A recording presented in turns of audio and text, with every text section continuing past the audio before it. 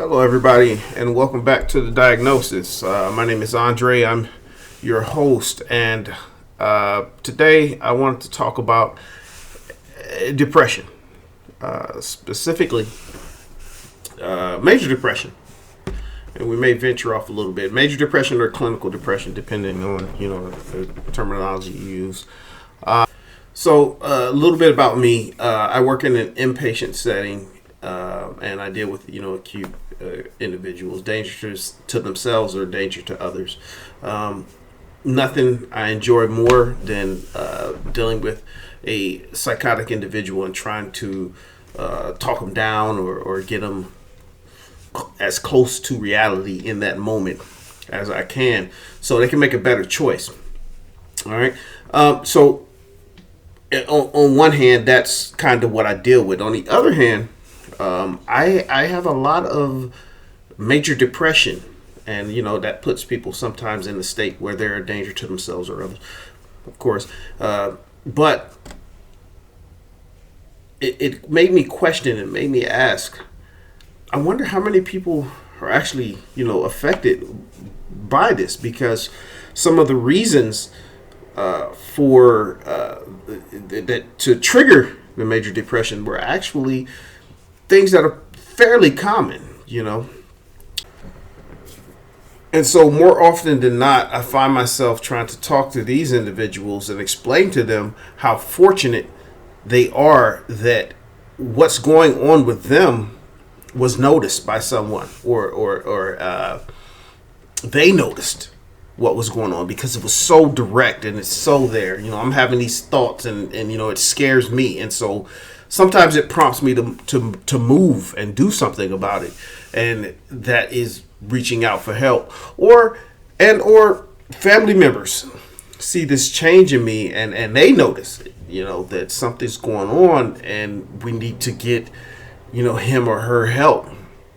But once you get to an inpatient setting, it's not, it can be scary, it can be traumatic, it can be a lot of things, and you just want to get out of the situation. And so I find myself talking to these individuals and letting them know, like, hey, you'll eventually leave because we're acute, but the same thing that brought you in is usually outside the door. And so look at it like this.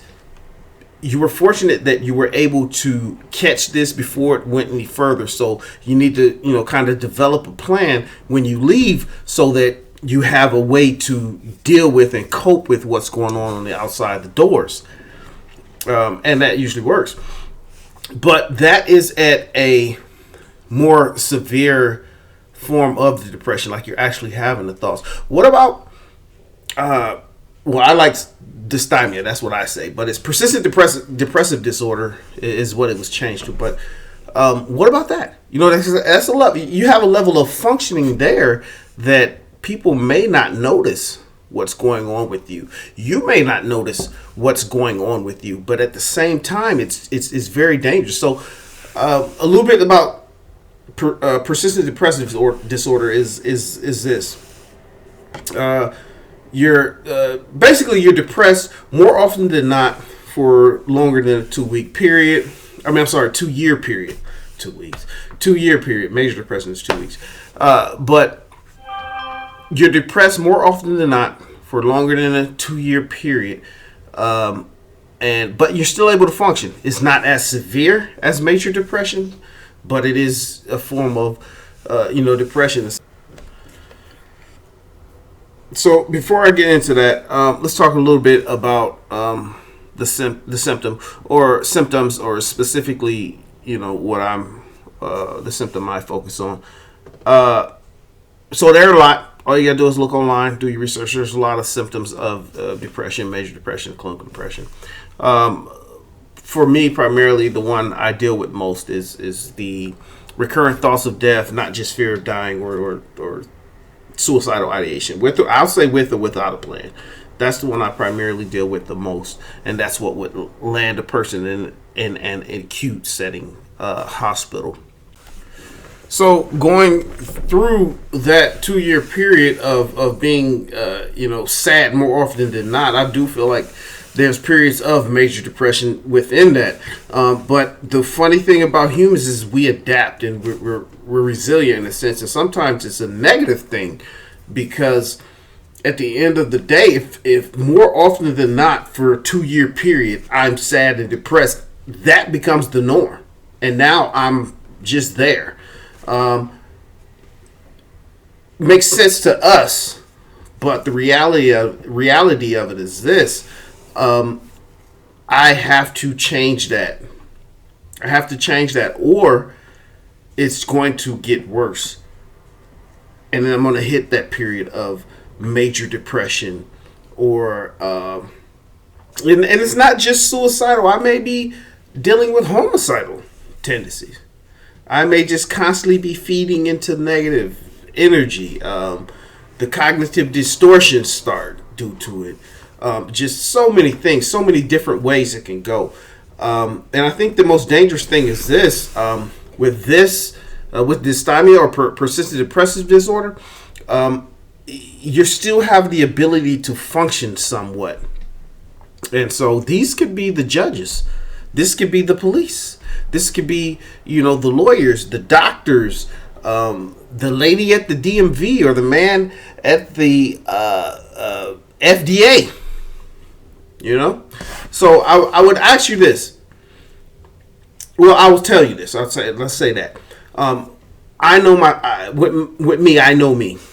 I don't make good choices when I'm sad. That's just sad. I don't make really good choices when I'm sad. So imagine when I'm dealing with persistent depressive disorder, or if I was. It's nothing for me to, if I'm, say, a lawyer, how hard would it be for me to not give a crap about a person because of what I'm going through in that moment? I could separate this from that. But the reality is, most people don't separate their feelings from their reality.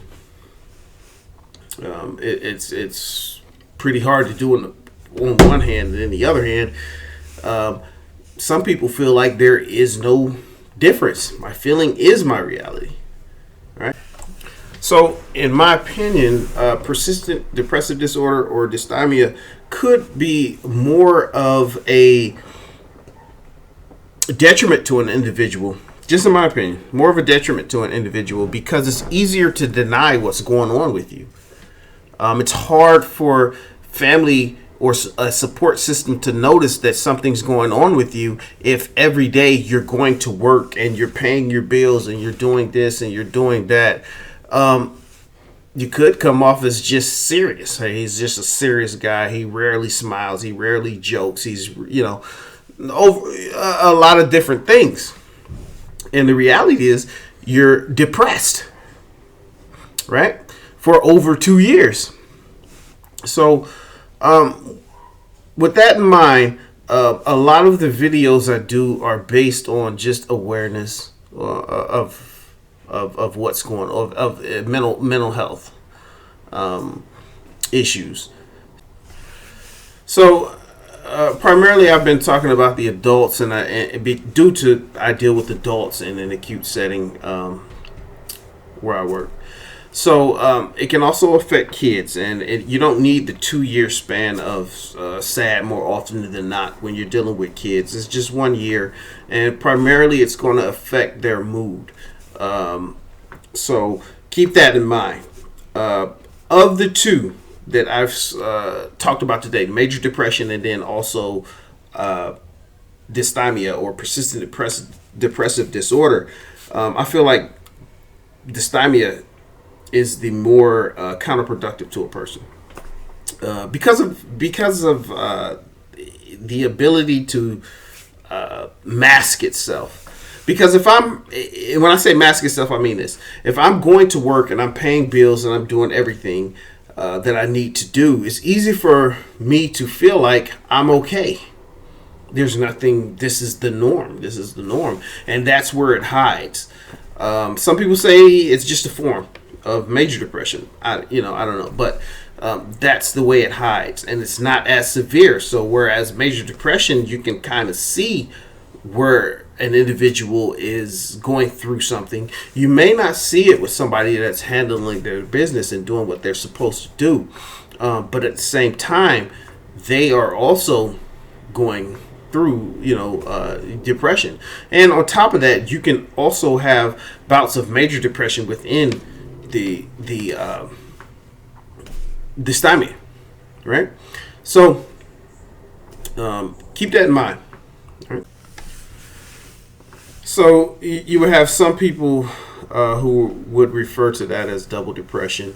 That's where you have persistent depressive disorder or dysthymia with symptoms of major depression or clinical depression mixed in, and some people refer to that as double depression. All right, not here to argue, but today we talked about depression, and that was kind of the goal, just to put some things out there about depression. So I'm gonna go ahead and sign off now. I do appreciate you guys for taking the time to hear me out. All right. This is Andre, and you have a great day, and be safe out there.